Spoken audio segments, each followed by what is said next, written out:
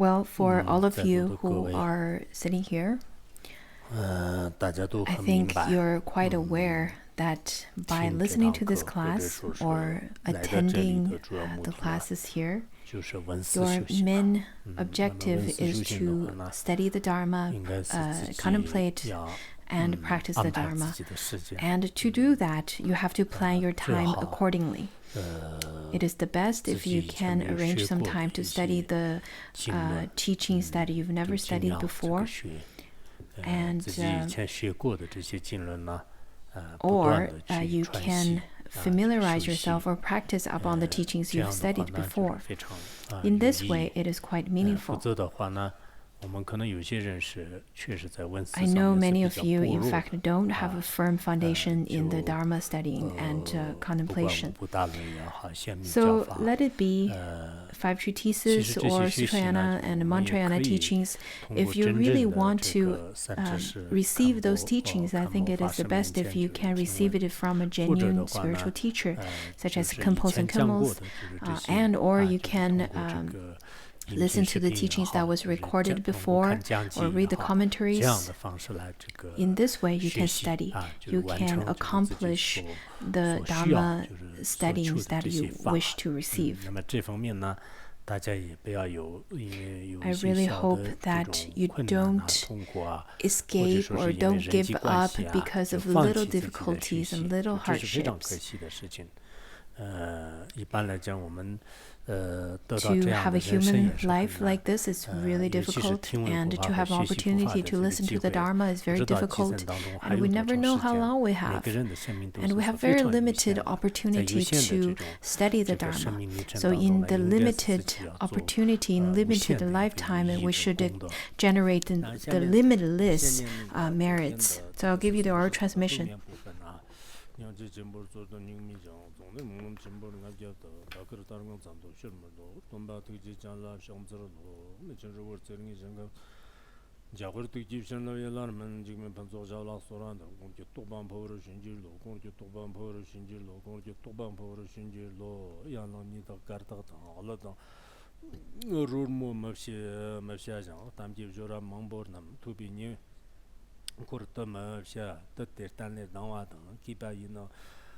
Digbra Kibayina Digbra Sha, Sanchin Chikchi Lambda, Goa Tom Namdan Dro Sha, Lohun Jinam Tomden, the Lodan Dambe Lichja, Dan, Kagala Sotin Sha, Sormu Signa, Jama Sha, Kawa Jadan Licha, Dan, Jadan Nila Soba, Dan, Chang Hundon Dro Sha, Devin Tarna Jibdir Sha, Dayim San Jud, Dayim San Mujunana, Mam Tarana. Mam Tarngar number Sha, Zandab Kibber Sha, Ushir, Keber, Gina, Tsigyang, Jota, Lama Lana, Gavzer, Gavjan, Gavjan, Chief Joshi, La, Tamujajan, Mayan Sha, Lami Gua, Number Sha, Gutang Laba Lasso, Ba, Labi Kana, Gabber Sha, Shava Zini, Jamba Yi, Tsitakina, Libera Sha, then the Turban, the Badan, Kusu Surgeon, Dambadan, Pipsi. Tarmo Jerva Yi, Nyan So, Dola, Sura, some Dava, Kim Kurshuba, Tamchilla, Yen Archer Mebersha, Mozan Jip, Damba Yi, Vagma Sarvi, Cernesha, Gabala Sosha, Gun, Tombin Dunder Power Sha, Giant Tinti Sha, Rung of Tala, Dorver Sha, Ravni, Jankur, Janchatan, Loma de Ton, Chaparnam, Yerter Lama, Nana, Jima, Navar, Masha, Wo. Kianji Laso Chitopa taken Lama Lama taken Lama Namla Wara Ti Taba Lani no Jantalan Chivdir Sha Lami Luma Lummer Mana Luma Lamim Dunda Mana Himker Tardan Dambadan Shakso Sheba Lobra Sha Lohon Lana Kambra Dan Lami Kiana Kansar Pa Telap Titi Lagni Kiev, Lodan Dambe, Lombersha, Chamba Jidman, Gervadan, Rango Kamshut, Lapson Bear, Punji, Ramshu, Lende Ba, Gave, Panson of Lobersha, Navi, Lami, Shava, La, Tati, Jima, Navar Yang, Kaparnam, Navsha, she, Yang, Gazam, Danla, Dugman, Ger, Derma, Mava, Cheju, Go, Lama, Jipshit, Kayan Ba, Mashi, Mamni, Shit, Ba, Kanpang, No, Tetan, Telam, Bat, Te Shet. 공구주 로군 짐장지 도진 점반이도 송버 시 내공부 탐지지 라마용스 니버 샤 삼바 떡베 로마노 꿈속선나 잡송나 라미 지슨직바노 카토노 샤르버 짐버 샤 데니 르그소 짐바이 담추 스노트 셰니스 서비스 동합 지르나 락당 점바 Zimbanitosha, Tetrlami, Jinji, Lobmana, Mali, Panukido, Stun Medan Doshibi, Gavam Taib, Dokachip Saba, Dinan Roagun, Gunir, Dinan Drogan Mir, the Gerkir Lamarangapcha, Logan Jimbo, Stallion Jim Zabar, Zoxo, Jagar Jim Kambo, Bamakara, Warda, Jichinji, Lozava, Gerlung Rinchen Zambu. Well, that was the oral transmission of 50 stanzas on following the teacher, composed by Ashwagosha. In fact, as Buddhists, I think it is quite important for us to study it. Today, I've given you the oral transmission, and this text has 50 stanzas only. Therefore, I really wish that you could take the time to study it, because it would be rather very meaningful. Because only receive the oral transmission is not enough. You have to study it with a Kempo or Kemmo. Many people don't understand how to rely on a spiritual teacher at all. After receiving the Dharma, but not understanding how to relate to a teacher, can you attain enlightenment? Can you gain realization that way? It's very difficult. In one of the chapters I translated from Wish Fulfilling Treasury by Lung Chenpa, I think many Kempos and Kemmos tutored you on that. Now, though we don't have that much time to talk about this, but the previous masters all placed great importance on how to relate to spiritual teacher. Same as commentary on Resting the Mind and Words of My Perfect Teacher and so on. But in this particular text, in fact, it has quite a few key texts. I also translated the commentary on this text. But today, I only give you the oral transmission for the stanzas. Next time, I really hope that you can reflect on yourself and how you relate to a teacher. Now, I'll give you the oral transmission of Transforming Suffering and Happiness. Balayang ni de kanzub lapten ne kanzub lapten ba no dewa dang dewi yirkin shong tsena diwang de shorna kangjag dang rigba dang lelo la so ban phne lam la warchit ro wardak cho prapshete patambe mirnam ji killa kyag chung digla kyag chi sombar tar dan diwang de manjo wa ka go di shir dang ngo bo te dang martag ba dang dingurwi nambar go tmani tela kyoshi chimbo kete te de yed vermelle lobra lam batja yang de nyam de terter trip demjur tamchim nok chungla nyegmu mambo dam jera yin mochi won yang gajigla yonda yang yo ter tumbe dingmer ji raw nyambar jerwe mi shangchib jibana chi ka dever nebe shangchib jibana chi labar song de dang derter kipki ngani chub jib de yobana sonum chira yinje din der ji jang de di chu nyoja chule jang de gidmer jong tsirgi chu dang dewani pansen de choksun ro wala jang ro sharte gajandana shingur no to tonga kurwar tar de dangbo gang yimba de ni taming ner kebsen girnro nyamde jimte de kit gang shong chu dang chela nyambo lang go de renchen jang gomba go kyekyang di ngu mazambe chu jibi lakchir manro war dadong Deshkit zirvaji gongda rene tondang sha mangbu ngangla matsik tikba nimbur yang tenyit chirtirim tambar chirtirim tan de jarwa chukshi kibdar september shawo komchuk kajanda shanchib semjong dambala teni kit lamdan kersir so janyang yot motye te rejik te zamo drayang wenba teni sagjang dang chigmar jang gupanar dungur lamkir dang jago Don tamla ten bag ngami shiso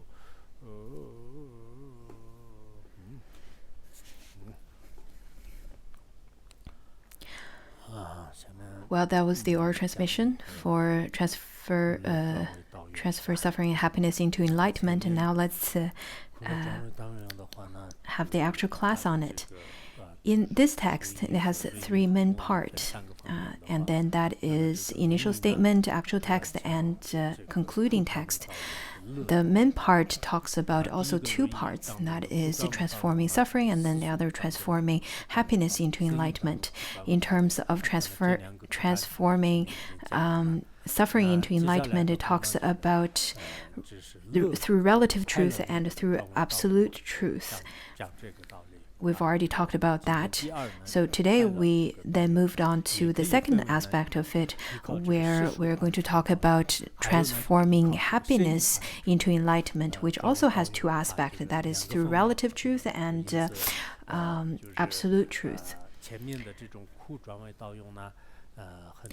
I think many of you probably already gained some insights based on our previous teachings on how to transform suffering into enlightenment.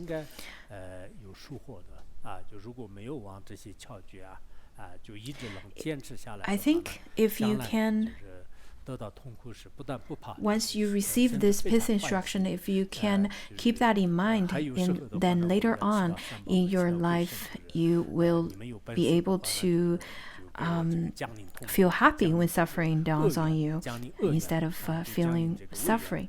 And for those of you who are very confident, then you can make supplication to the spirits saying that, well, if you can, just give me all the obstacles and problems. Of course, that is when you are very confident. Sometimes when we have teachings as profound as this, and the corresponding circumstances just appear itself. For example, when we talk about transforming suffering into enlightenment, and naturally there are some problems would occur in your life, and then you would have opportunity to practice on it. And then at that time, you should think to yourself, this is wonderful. This is the city coming from the Buddhas and Bodhisattvas. This is because of the blessings of the 3 jewels. I am experiencing grave suffering. You can think in such a way, you can contemplate like this. Of course, it is completely up to you to practice. I really hope that every one of you could infuse the Dharma into your own mind, to be one with the Dharma. Because if you can do so, then even a short peace instruction like this, in a short period of life, then you can become a genuine practitioner. I think about it sometimes to myself, that nowadays we don't have many people listen to the Dharma over here, unlike a few years ago where we had a lot of people. And nowadays we have much less. But I think it's okay as well, because this kind of teaching, I think the recordings as well as the commentaries will be made available to others later on, and I think it will help other people to transform suffering into enlightenment and not retrogress on their own path. In fact, I think learning the Dharma is so very meaningful in this lifetime. It is not necessarily that you have to have a long preparation to study the Dharma. It is not necessarily that you have to be very eloquent to study the Dharma. In fact, as short as this title, if you can diligently practice upon this title, then in a short few classes, you can understand the genuine meaning, even if you didn't practice with great effort. But after a few years, you will definitely have lots of changes if you never give up on this. According to Jewel Forest of Dharma Garden, it says that if a person who lived for 100 years but being very lazy and not diligent in practice, it is not as worthy. Such kind of life is not as worthy as someone who practiced even for a day with diligence. In fact, there are people who stayed with their teacher for 20, 30 years, but if they don't have a sacred outlook, it is meaningless.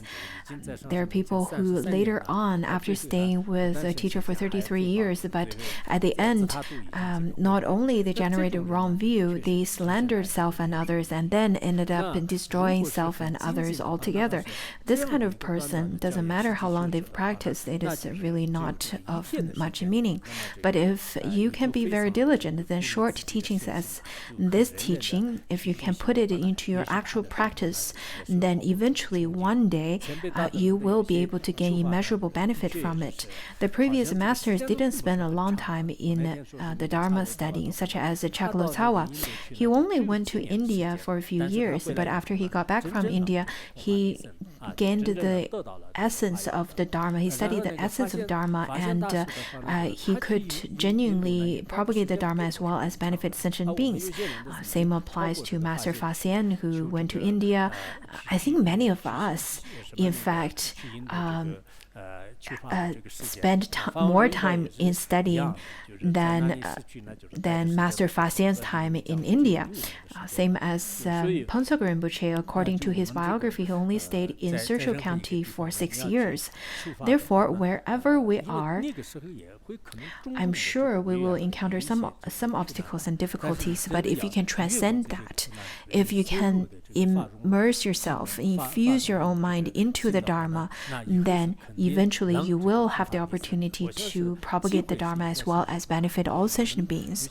Especially, I think, for the young people nowadays, if you can put the effort, if you can be one with the Dharma, if you can infuse your mind with the Dharma, I'm sure in the future that you will have more opportunities. I know that nowadays we're facing lots of changes, but there are many changes happening. There could be many changes of the society in one's lifetime. At the beginning, you may feel like it's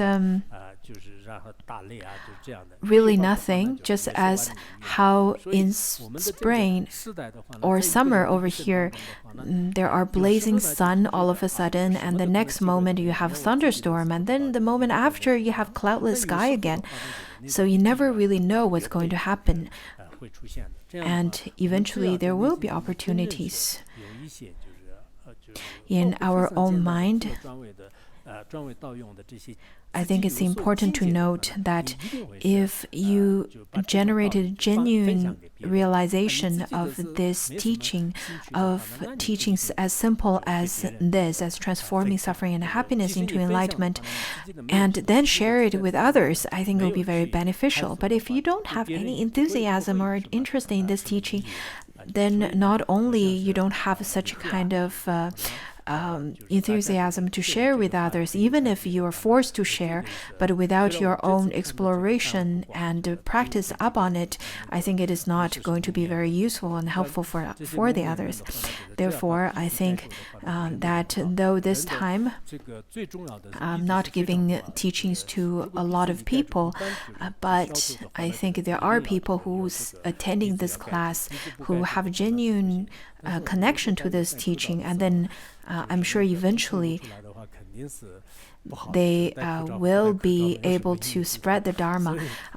Especially, I think this time I'm not giving this teaching to a large group, and even to this small group, everyone's wearing masks.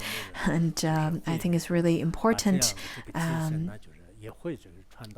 that we believe people within this small group will spread the Dharma, spread this kind of spirit to every corner of this world after 10 or 20 years. So there must be opportunities like such. Looking at a short teaching like this, I think if non-practitioners could receive it, it's going to surpass the meaning of having lots of wealth. For example, if you were to gift someone $1 million, is that person going to be happy? Well, not really, because he may have lots of greed of buying, for example, luxurious cars, Mercedes-Benz, Rolls-Royce, maybe not even the most luxurious or the ones that person hoped for. However, if you were able to gift the teaching of transforming suffering and happiness into enlightenment, then I think to that person, this kind of wisdom will be able to follow him for his whole life. Even at the time of death, he can pass away in happiness and contentment. We're not even talking about the most profound teaching. We're only talking about teachings as practical as this, as short as this. If others could receive it, I think it is a great spiritual wealth and very, very meaningful wealth.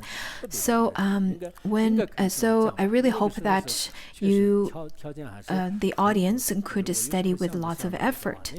I remember that when I was studying from my teachers, we had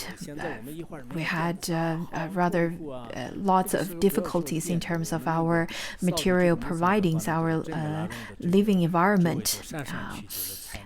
Not only we didn't have any electricity, isn't that painful for you guys? We didn't have electricity. Not only that, we had to collect our own firewoods, and we have to go to the mountains in Larungar and collect the firewoods, the branch and the twigs. But sometimes the twigs are rather quite wet and there's no way to light it up at all. I remember I used to live in this mud-made house, hut, and the window is made with 4 planks of wood. On top of that, I covered it up with a thin layer of plastic. So light, sheer white light would come through from that plastic. My uncle, that is the older brother of my father, he spent a night at my humble, muddy hut and saw my difficult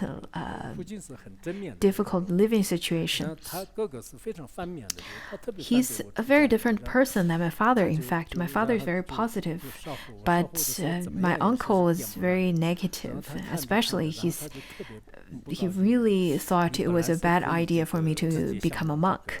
He was trying to lit up a fire and he couldn't because it was so wet. And then he said, "You could have enjoyed salary from being a teacher. What's the point of you coming here? What's the meaning of this?" And because he was really hungry, he really wanted to eat something, but he couldn't get the fire lit up. Therefore, he was feeling really upset about it. And he said that this is the worst choice you've ever made in your whole life. And then he started to compare me with my classmates at the time, saying, "So-and-so started earning money already. Look at your life now." Of course, I think the life situation was definitely very difficult back then, but I really spent a lot of time studying and contemplating. I think at the time I felt that I didn't succeed in the sense of to gain a better life in worldly life, and I've given up everything. Therefore, I should dedicate all my effort and my time to studying the Dharma, because I don't want to fail myself as well as my family and friends. So I think in the whole process of studying the Dharma, the whole journey, we should really encourage ourselves. We should really push ourselves to study, to receive the Dharma, just as the great masters from India and Han and the mainland area, they are so brave, and I think that is so admirable for us, the followers. When we look at Master Fa Zun, Master Neng Hai, all of the great masters who entered into the snowy land of Tibet, and they were really quite renowned. Some of them are not so well known, but after hardship, and they study the Dharma, and then their career of propagating the Dharma was very successful as well. However, anyhow, after studying all of this, we should study with depth, we should study with steadfastness, we should not get distracted. Otherwise we won't be able to receive Dharma at all, and then that won't be meaningful to anyone. We're not here to enjoy a luxurious life. We're in fact being here to enjoy the flavor of Dharma and to live for the Dharma. Therefore, that is in fact the meaning of our life here. If we only talk about food and living situations and arguing with our fellow Dharma practitioners, it is really not meaningful anymore. Anyhow, I think I got really sidetracked. I got really lost. So let me get back to the actual teaching. Now, the first one is now we're going to talk about, first of all, how to use happiness as path to enlightenment through relative truth. So happiness has to be transformed into enlightenment as well. Many people would wonder, why do I need to transform happiness into enlightenment? Suffering, I understand, but why don't we just enjoy happiness? In fact, happiness needs to be transformed into enlightenment as well, or transformed onto the path. Whenever happiness and the various things that cause happiness appear, such as health, such as great fame, and you have a good mood, and you have a good circumstances to enjoy, and so on. You see the beautiful blue sky and the fluffy white clouds when you're having summer field trip. You're eating well, delicious food. You're dressed up well. You look really beautiful, at least to yourself. You think that I must be the most successful person in this whole world, and then you just kind of dwell in that whole happy mood for yourself.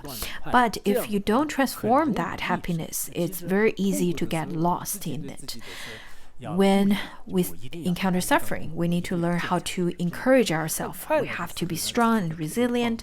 But when we have happiness, I think it's very easy to become, to dwell in that happiness. And in that way, we would get lost. If we slip under the power of happiness, and then we will grow increasingly conceited, smug, and lazy, which will block our spiritual path and progress. I think when we're happy, and lots of people tend to get really arrogant. They would feel that they're wonderful, so great. I'm not sure if you're familiar with a book called The Lucifer Effect. An American psychologist wrote it. Why is this book so famous, so well known? Because I think from some aspect, we can say that this is a book to warn us that we have to transform happiness into enlightenment. Well, from a relative example, from example from a relative world. Well, this was an experiment made by a Stanford University professor. He hired 24 students, and he initially wanted to do a 2-week-long experiment. So he separated the 24 people into 2 groups, one group of inmates and the other group playing the role of guards. At first, maybe because they're all students, they thought it was fun and they didn't really take it very seriously. But after a week, they started to take their roles more seriously. The guards started to get really violent, and the inmates started to get really fearful. And at the end, they couldn't even last for 2 weeks, but the experiment was put to a halt. And this experiment really shows that at the beginning, people really had nothing. But once they had money or fame or social status, they started to take those very seriously and got lost with those circumstances. Just as some of the volunteers I know, at the beginning of a certain post, when they're assigned as the leader, as a supervisor, they would feel really shy about it. But after a little period of time, they would really hold that role very solidly and think, oh, look at me, I'm the supervisor. You should treat me like such. Just like how the inmates and just like the students who played the roles of inmates and cell guards. People, once they gained social status and they gained different kinds of fame and wealth and maybe even beauty, they started to get really arrogant and conceited by other people's praise and compliments. especially for the foolish ones. And those are examples of not transforming happiness into enlightenment. So why should we transform happiness into enlightenment then? It is when people think that, oh, I'm so great, I am a supervisor. But really, when you look at it, you're a supervisor, but you have for example, deputy chief on top of you who are higher on the hierarchy and someone else who's on a higher hierarchy. So it's really nothing too great about it.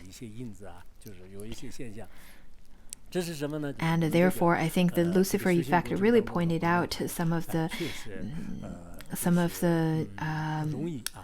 situations or people's mentality in our society nowadays. We can say that they're mirrors of the society. In the journey of practice, in fact, it is easy for us to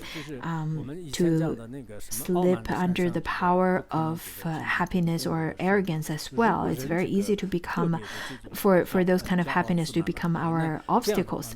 Just as in the Mahaprajna Paramita Shastra, it says that if a person who has arrogant mind, then the nectar of the Dharma will not enter that person's mind.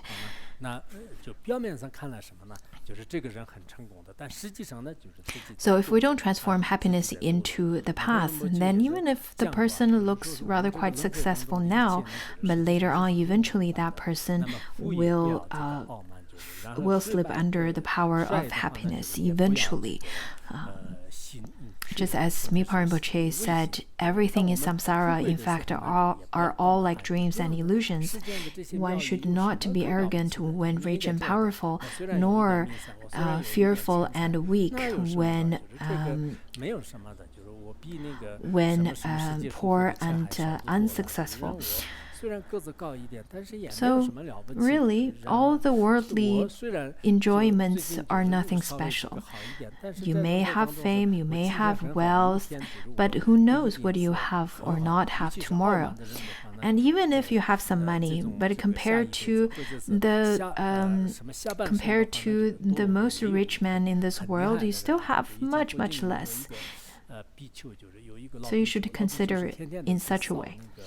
There's a story in the sutra. It says that there was once an old bhikshu in the sangha of the Buddha. He sweeps the floor every day, and everybody looks down on him.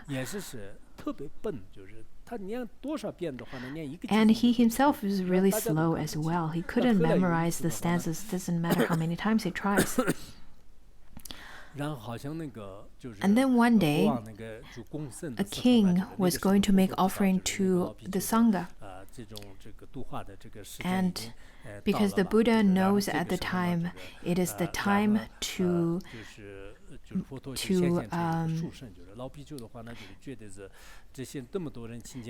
it's time to help the old bhikshu to gain realization, inner realization. Therefore, he transformed himself into or appeared or manifested as a student. At the time, the old bhikshu felt really upset and depressed, feeling that everyone looks down on him and he doesn't want to live anymore. He was just about to hang himself on the tree. And then that student who was the Buddha suddenly showed up and started to scold him, saying that what's the use of killing yourself? You should really confess your previous bad karma. You should know that at the time of the Kashyapa Buddha, there was a bhikshu who was very knowledgeable, but he was very arrogant, and that was you. And then the old bhikshu started to confess and then received a certain fruition. Later on, he went to the palace to also receive the offering from the king, as well as along with the 500 bhikshus. And then the Buddha told him to sit on the throne and give teachings to the rest of the people. At first, the people didn't understand why the old bhikshu was sitting on the throne, and but because the king was there, so all the other bhikshus didn't want to say anything.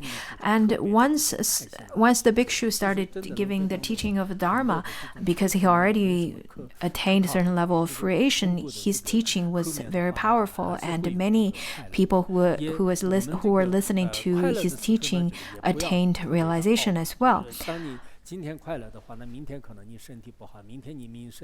So even though maybe even now you have some merit and wealth, don't get too happy.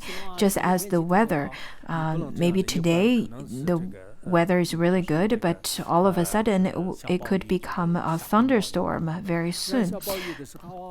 So don't feel that, oh, the weather is so great, I'm so happy, or the weather is terrible, what do I do? Don't do that, because the weather could get clear again very soon. Just as that, we shouldn't grasp onto happiness nor suffering. And then, according to Padampa Sanji, he pointed out if we human beings can cope with lots of suffering but very little happiness. I think this teaching is excellent. I think even if we encounter some suffering and obstacles, if we try very hard, we can deal with that. We can cope with it. Some of our fellow practitioners, in fact, are of this type of personality. Whenever they encounter problems, they are more calm and they are more resilient. But so it is quite important to see the person's true character through obstacles. There are people who would all of a sudden get more wisdom and more strength when there's obstacles. And on the contrary, there are people who would encounter suffering and not able to have strength. But there are people who could deal with suffering really well, but not very well when it comes to happiness. They could get lost very quickly if they are happy. Just as some of the Dharma masters, at the beginning when they are practicing in hardship, they are very diligent, but once they gain fame and wealth and other people's offerings, they become rather arrogant. Just as some teachers I know, at first they really invested time and effort in practicing the Dharma during hardship. But later on, when he has students and disciples, he would then stand in the center and a group of students on the left, on the right, and he himself looked like a great toku in the middle, and he would say, oh, I'm here, I'm doing really well in my Dharma practice, in my Dharma propagation and benefiting all sentient beings, and the government is also supporting me. This is my great disciple, and that one is my great that one also provides me great support, and now I'm going to have dialogues with scientists. I'm not even sure if that person could understand science with this kind of attitude. Anyhow, there are people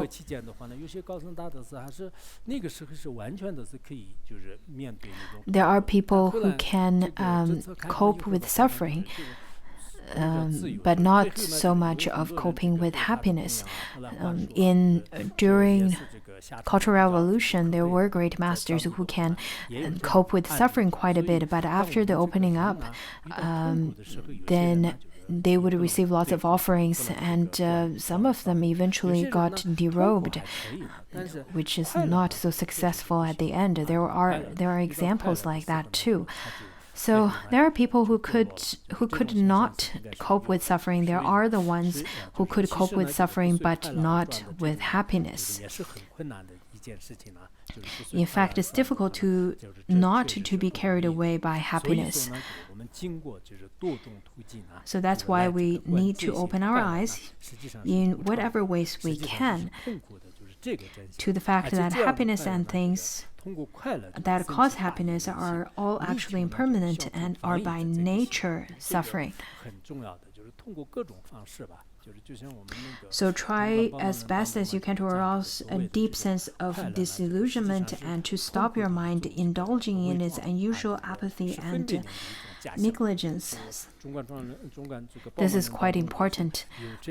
Just as it is stated in Precious Garland of Madhyamika, it says that the so-called happiness is in fact suffering in disguise. It is just an illusion created by our dualistic thoughts.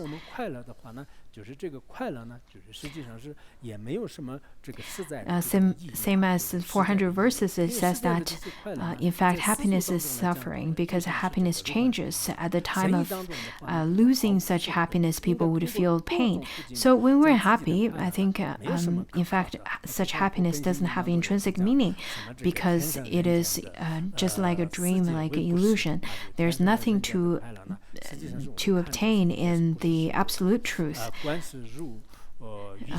The Buddha said all the happiness from celestial realm and human realm should be seen as insubstantial, and one should see the world just as a foolish play. It has the form but nothing intrinsically existent.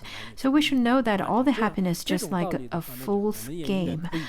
It is a game, but through your observation with your wisdom, you should understand that in fact they're all empty, insubstantial, and doesn't even have a name to it. And if we were to contemplate in such a way, then we should understand that in fact all the happiness in this world has nothing reliable about it at all. And therefore, after contemplating upon it, even when you are really happy, you would feel that happiness is nothing to be grasped onto. You should be able to understand that and to see the true face of happiness. And in such a way, once you see the defiled happiness, in fact, is nothing to grasp onto. It's not worth grasping at all. According to the Udana Sutra, it says that just like fish living in a swamp of water that decreases daily, our life also decreases daily and decrease day by day. In such a way, where is the happiness? What are we being so happy about? So our lives decrease day by day. For example, if my life has 30,000 days, but every single day that I spend in this life, that means I have one less day to live. There's really nothing to be so arrogant about. Just like a cow that is locked up in a slaughterhouse, though temporarily he may feel really happy, but for people with wisdom, upon their perception, upon their investigation, they would know that you may have happiness now, but it won't last long.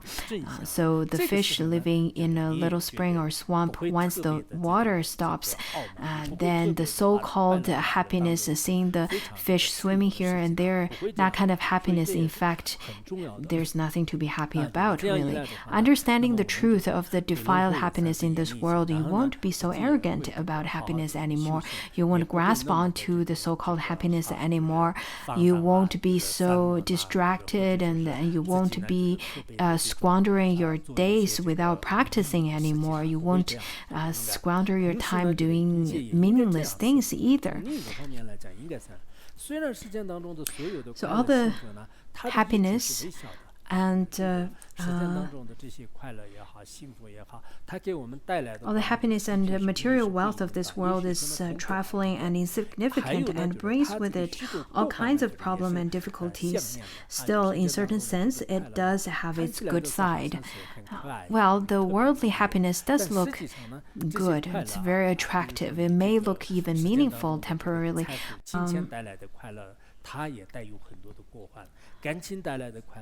Whatever happiness in this world, the happiness from wealth or from relationship and so on, in fact, all of those happiness are connected to suffering, to obstacles. And because of that, I think there are people who want to get rid of happiness altogether. In fact, that is not necessary. Happiness also has its merit. Buddhism talks about not falling into the two extremes. People would say that, but someone wrote a book on life is suffering. You must be wrong. In fact, happiness also exists. That is the more of a Madhyamika way of looking at it. Why are you so happy?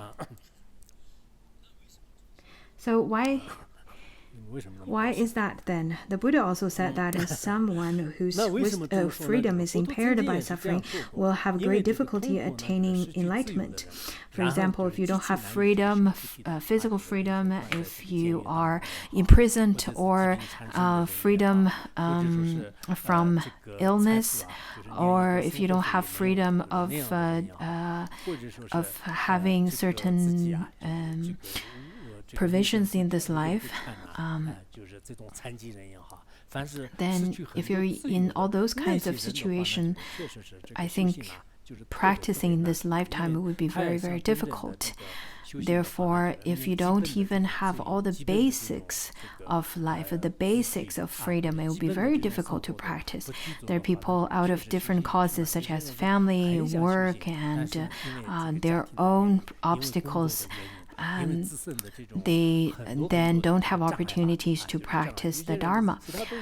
There are people who have everything but lacks faith and devotion, then they can't practice either. So then the Buddha said that for this kind of people, it's very difficult for them to practice. So compared to that, for someone who is happy, it is easier to attain enlightenment, to practice the Bodhi. People who are happy, maybe they have sufficient food and clothing and all kinds of circumstances. Maybe they even look good, they have good relationship, everything. And then it would be easier for them to attain enlightenment. There are practitioners, however, have nothing, really have no house, no food, no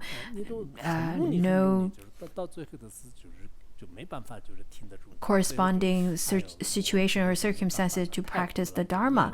Then it doesn't matter how much they try in this life, they would feel that I really couldn't spare the time or get the favorable conditions to study the Dharma. I am suffering so much. Maybe it is because of my previous karma.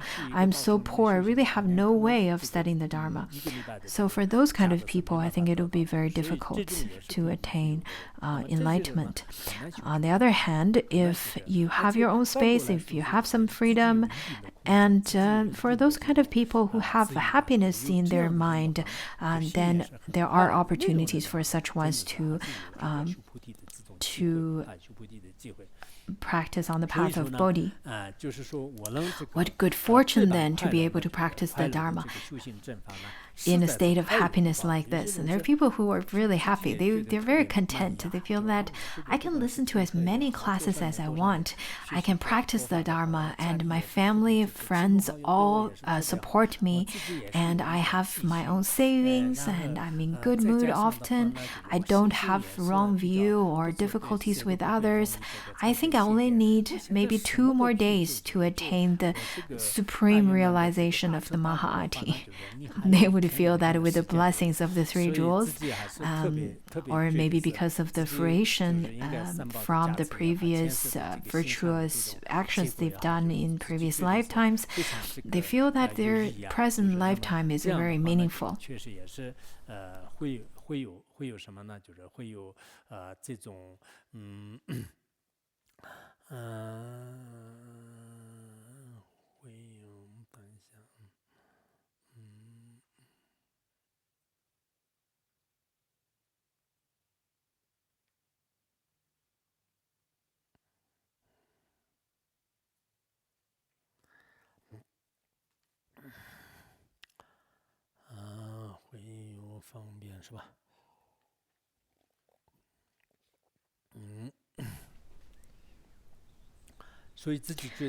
So from now on, in whatever way I can, since I have such good fortune,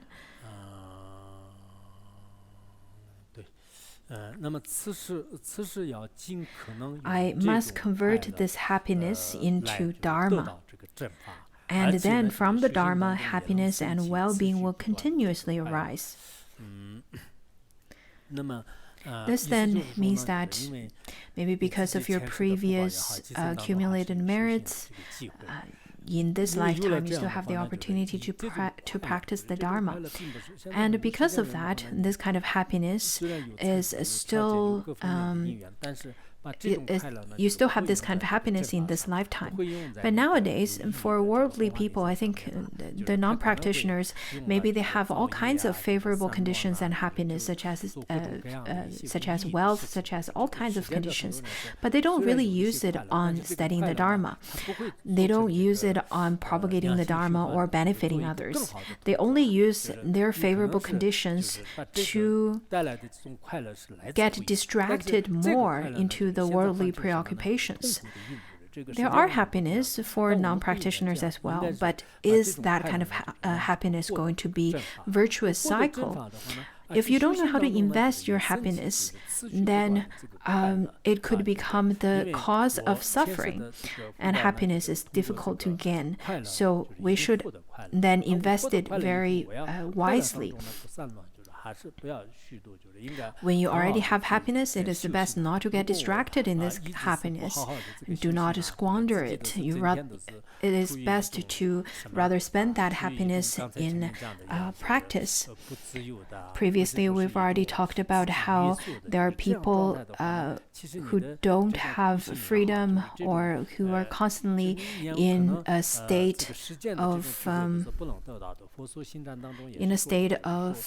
rather constrained. Then in this way, even if you practice aesthetic, and then you can't even gain the worldly wisdom. According to Abhinishka Sutra, it says that the hardships and aesthetic practices in one's body and the afflictions burning in one's mind, through all of those, if one do not have genuine wisdom, then if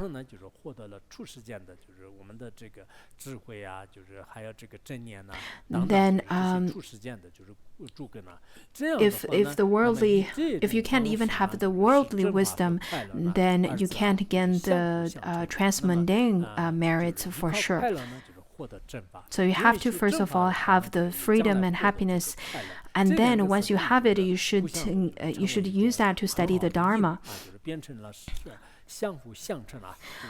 That's how I can train in making Dharma and happiness support one another. To make sure that they can support one another is quite important. According to the Sutra of Collected Essential Teachings, it says that if one practices virtuous deeds, then one will eventually gain the supreme happiness. I think at least nowadays, people have the opportunity to listen to the Dharma, to learn the Dharma. This is really quite rare. I think that in one's lifetime, you could encounter all different sorts of things. But the most important of all, the most important merit of all is to have the opportunity to study and contemplate and practice the Dharma. And with the cause of this, then in the future you will definitely receive more happiness, because at that time then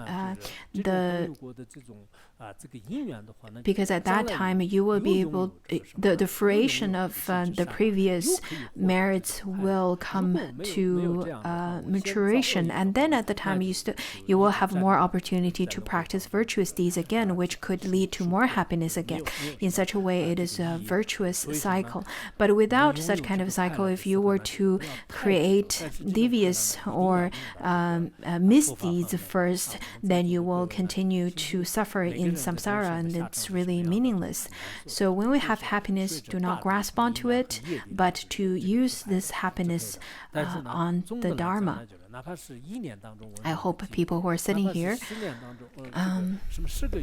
it is hard to say what's going to happen the rest of your life, majority of which will be going with the force of your own karma and conditions.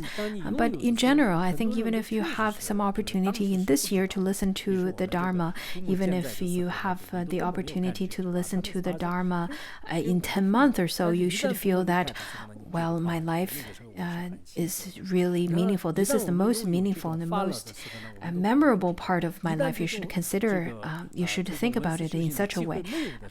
When you have the opportunity, you probably don't know how to cherish it yet. Just as when your parents are still alive, you really don't feel their importance, but once they die, they passed away, you would feel that you must have been, you were really happy when your parents were still alive. So when you have this kind of opportunity to listen to the Dharma, you probably won't feel much about it, but when you don't have the opportunity, you probably would feel that, oh, I must have been very happy back then. And then it says that the main point to get here is that whatever happiness, whatever well-being comes our way, we must unite it with Dharma practice.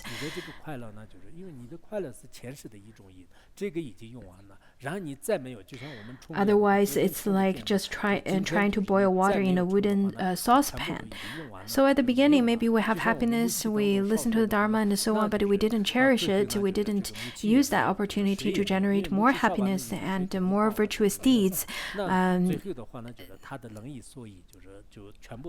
Or maybe at the beginning, maybe you created some wrong deeds or wrong aspiration or misdeeds, really, and you squandered the causes for your happiness. Just like when you want to charge your battery, if you do not charge your battery, then you would not have you were not able to use it anymore. So just like that, if you were to boil water in a wooden saucepan, then at the end you would end up having nothing at all. So that's how people would lose their happiness. It's really the same thing. There are practitioners who would practice very diligently, but then later on, because of other conditions, maybe the wrong friends, wrong circumstances, wrong habitual patterns and so on, they ended up not receiving anything at all, not gaining anything at all. So at the end, it's really quite a pity if they started off with happiness but ended up having nothing. Therefore, we have to make sure that our mind is infused with the right teaching, with the genuine Dharma.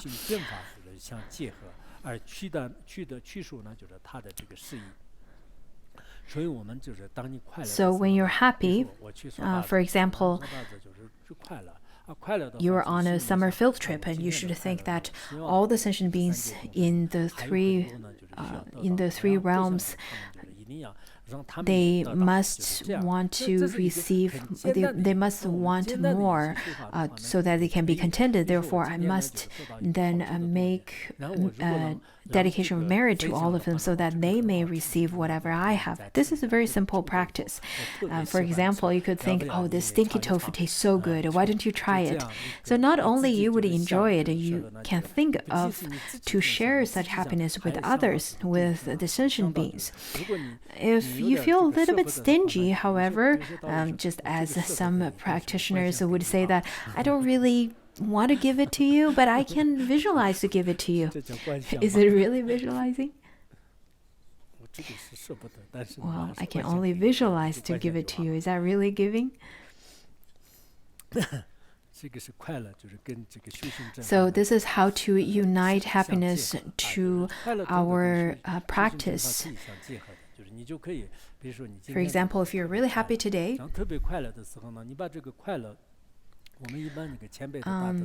Just as how the previous master said that one should not squander the happy moment nor the suffering moment. What does that mean? It means that, first of all, when you're enjoying happy moments, you should think about if you are using this opportunity to practice the genuine Dharma. When you're happy, you should contemplate that this happiness is very impermanent, and this happiness is bestowed by the three rules. And I would like to also share this happiness with all the sentient beings in such a way that you won't squander the happiness, but you would have more happiness. So you shouldn't waste the suffering experiences in any ways either, because even if you are going through very difficulty sufferings, if you were to complain and so on, then this kind of suffering would be wasted. But if you were to practice or use the suffering as a practice, and just as the previously stated in this text, thinking that I'm suffering a lot, the sentient beings in this samsara is suffering a lot, I really wish them could attain enlightenment as soon as possible. And if someone would give you a needle shot, and you would first of all think it's very scary, it's painful, and then at that moment you can think that, okay, may I receive all of the suffering coming from all the sentient beings. And in this way, the suffering and pain from a needle shot would not be squandered. When people are happy, they would laugh out loud, and when the non-practitioners are unhappy, they would cry out loud, and they don't have any deep practices. But for practitioners, we should really use any experiences in our life into the path of enlightenment. So the practitioners are really very different than the non-practitioners, because when they're happy, they would feel that, oh, all the happiness in this world are all like dreams and illusion. I myself, sometimes when I walk on the meadow, I would see some skulls and bones of the dead yaks, and I would contemplate that while the yaks were happy once walking on this meadow and enjoy himself, but then eventually we will all be like the yak that is just a pile of bones and skull. So in this way, you would generate a genuine renunciation, thinking about impermanence. So there are many ways of practicing with the happiness and suffering. This is the whole vision behind Nagarjuna's garland of jewels, because in the garland of jewels it says that to enjoy wealth in this lifetime,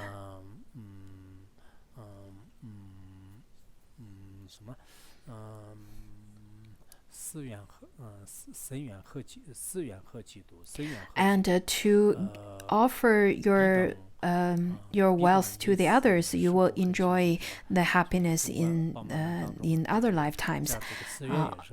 There are many conditions for death. There are many conditions for birth. There are much less conditions for birth. So we should cherish all the opportunities and conditions to practice the Dharma. So there are many teachings such as this that is included in the garland of jewels. This is the whole vision behind this teaching. In fact, even though we may be happy, if we don't recognize it, we will never be able to make use of that happiness as an opportunity of practicing the Dharma. When we're happy, if we don't recognize its happiness, then that happiness won't become the favorable condition to practice the Dharma. If you're not ill, if you're very healthy, if you're wealthy, at that time you're very happy. But when people are in such happy situation, you probably don't even recognize that you're happy, that you're lucky. So you should not waste such happiness. You have to use such happiness on the path of genuine Dharma. And we will, and we should not expect for some extra happiness that will come our way. Don't feel so greedy for more happiness. In fact, you already have everything. You should already be contented. When people ask you whether you're happy, you should say, yes, I'm the most happy. Why is that? Because I'm healthy. I have a healthy mentality. I have lots of providings. I recently received a bonus of $1,500. So I have everything. I have freedom to walk underneath the blue sky and white clouds. I have everything. But if you don't think in such a way, rather you think in the way that I'm not happy now, but I wish I could be happy. In this way, I think that's what most of the non-practitioners think. When people ask them, are you happy? They would say that, well, I am not happy now, but if I'm doing a project, I am currently planning to cooperate with so-and-so and with the plan with our project management and so on. I think eventually I will become as wealthy as the universal monarch, and then at that time I think I wouldn't have too much difficulties to become happy. I think this kind of sense of longing and a sense of looking for more, looking for extra mentality is very common in our world. Therefore, next time when people ask you whether you're happy or not, well, you're happy. You have everything already. You should be content. Otherwise, our desire could go limitless, and there's really no end to it. There was a king. His name is the king Uposatha. He has all the wealth in the three realms, and at the end he could sit. He has the same hierarchical seating with Indra himself, but he couldn't get content with all the wealth and happiness he has, and then he fell into the human realm and died over there. That was described in the Uposatha Sutra. It said in the Sutra of Cause and Conditions, it says that even if the sky rains precious jewels, the greedy ones won't be contented. So just like that, the foolish ones don't even have a time to feel content. That's what the wise ones should understand. I think everyone's very different. We have different merit, we have different life, but you should think that whatever you have is really your own merit, and you should be happy about that. Maybe you're not so wealthy right now. That just means that you don't have such wealth in your causes and conditions. Then you should think, I've already have everything that I should have, and similar applies to your appearance and so on, instead of looking everywhere at all times. So the antidote to do this is to apply practice wherever it is appropriate, and above all, to savor the nectar of contentment. So whenever we need to work with this, at all times we have to unite the practice of the precious Dharma with our daily activities. As we studied yesterday from the Buddha's Bequeathed Sutra, it says that the contented ones, even if they're sleeping on the ground, they feel happy. So this is quite important. According to Master Lianchi, he said that people who feel content understand what contentment is. The afflictions in one's mind could be eliminated in one moment. Some of the Western economists would think that we shouldn't feel a sense of contentment. Otherwise, we don't have any intention to progress anymore, to continuously progress anymore. That is not good. So we have to continuously to go forward, to try our best, and we have to have the aspiration more and more. In fact, I think this is the kind of spirit that is a little too arrogant. In whichever way, it is very difficult to fulfill our desire. To a certain extent, you have to understand and have to learn to be content. Of course, you can try hard. You should try hard. I think, however, I think in terms of wealth, eventually you'll be able to understand it doesn't matter how much you try, it doesn't really help. According to Nagarjuna, he said that the most precious wealth is contentment.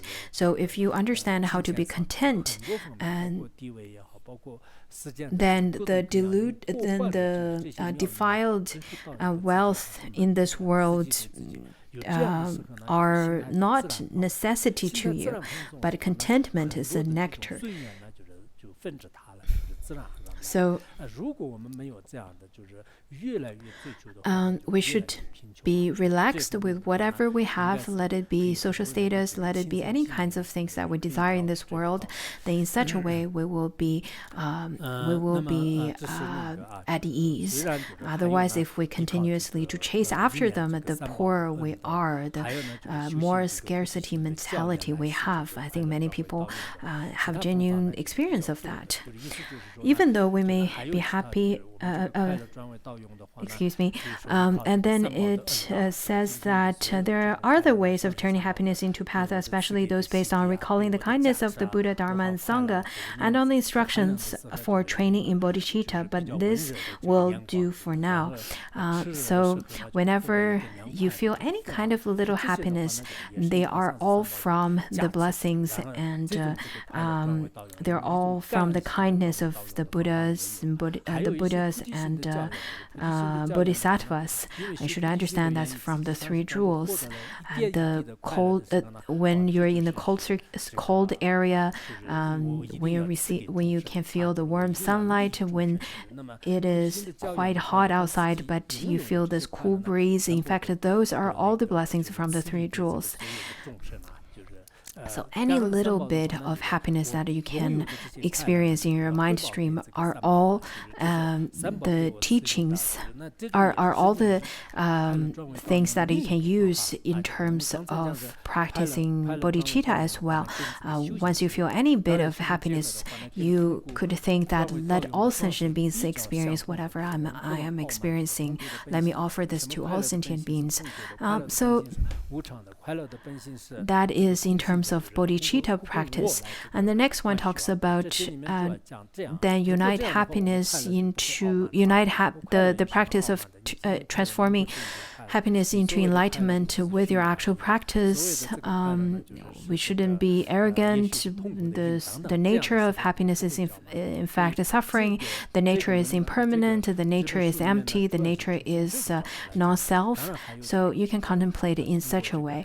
You could be happy today, not necessarily tomorrow. Your happiness are just very superficial right now. They're nothing. They're very illusory. There's nothing to grasp onto. But this kind of happiness could become the cause of suffering. So this is from this angle. And then Tenpen Nima said that, but this will do for now.